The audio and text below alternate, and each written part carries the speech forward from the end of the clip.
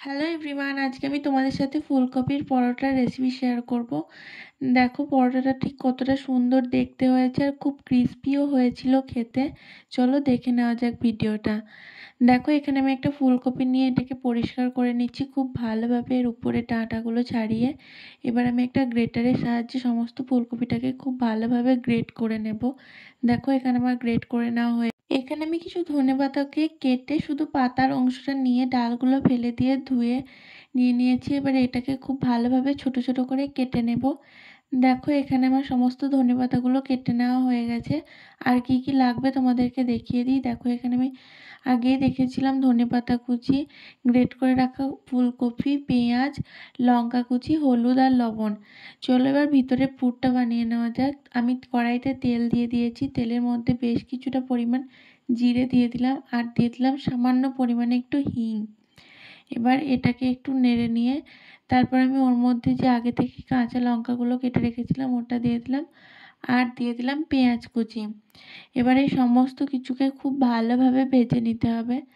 দেখো আমি সমস্ত কিছুকে খুব ভালোভাবে ভেজে নিচ্ছি প্রায় 1 মিনিট মতো টাইম নিয়ে। দেখো এখানে পেঁয়াজটা আমার প্রায় ভাজা ভাজা হয়ে গেছে। এবার আমি এর মধ্যে যে গ্রেট করা ফুলকপিগুলো ছিল ওটাকেই দিয়ে দেব। দেখো এখানে আমি ফুলকপিগুলো দিয়ে দিচ্ছি। এই ফুলকপিগুলো দেওয়ার পরেও আমি আবার বেশ কিছুক্ষণ ফুলকপিটাকেও খুব ভালোভাবে ভেজে নেব, যাতে ফুলকপির মধ্যে যে একটা গন্ধ থাকে সেটা আর না থাকে। দেখো এবার আমি এটাতে সামান্য পরিমাণ হলুদ দিয়ে দিচ্ছি আর দিয়ে দিচ্ছি সামান্য পরিমাণে লবণ। তোমরা তোমাদের স্বাদ অনুযায়ী লবণটা দিয়ে দেবে। লবণ আর হলুদটা দেওয়ার পরে আমি এটাকে আবার বেশ কিছুক্ষণ ধরে প্রায় 2 থেকে 3 মিনিট মতো টাইম নিয়ে আমি ভেজে নেব। দেখো এখানে আমার পুরটা একদম রেডি হয়ে গেছে। এবার আমি এর মধ্যে যে আগে থেকে ধনেপাতাগুলো কেটে রেখেছিলাম ওটাকেই দিয়ে দিলাম। ধনেপাতাটা দেওয়ার পরে প্রায় 30 থেকে 35 সেকেন্ড মতো নেড়ে নিয়ে আমি এটাকে একটা অন্য পাত্রে তুলে নেব। এবার দেখো এখানে আমি আগে থেকে ময়দা মেখে রেখেছিলাম। ময়দা মাখাটা আর তোমাদেরকে দেখায়নি, জাস্ট একটু লবণ আর তেল দিয়ে ময়দাটা মেখে রেখেছিলাম। এবার এই ময়দাটা থেকে আমি একটা ছোট লেচি বানিয়ে নেব।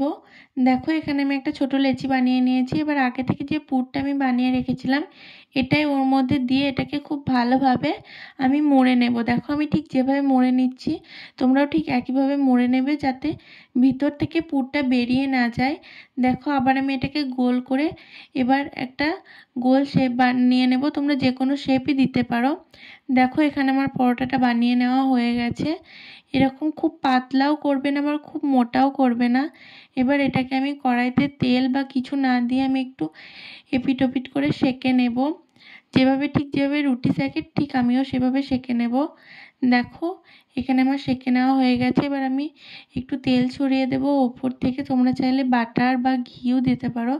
আমি এখানে সাদা তেল ইউজ করছি। আমি দুই দিকেই খুব ভালোভাবে তেল লাগিয়ে এপিট ওপিট করে প্রায় 3 থেকে 4 মিনিট মতো সেঁকে নিলেই এই পরোটাটা আমার একদম রেডি হয়ে যাবে। তো তোমাদের যদি এই রেসিপিটা ভালো লেগে থাকে তাহলে কি করতে হবে, তোমাদেরকে অবশ্যই একটা লাইক করতে হবে, কমেন্ট করতে হবে আর অনেক অনেক শেয়ার করতে হবে আমার ভিডিওটাকে। তাহলে চলো দেখা হচ্ছে আবার নেক্সট ভিডিওতে।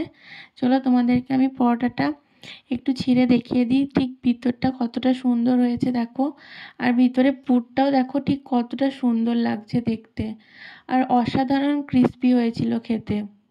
দেখা হচ্ছে নেক্সট ভিডিও।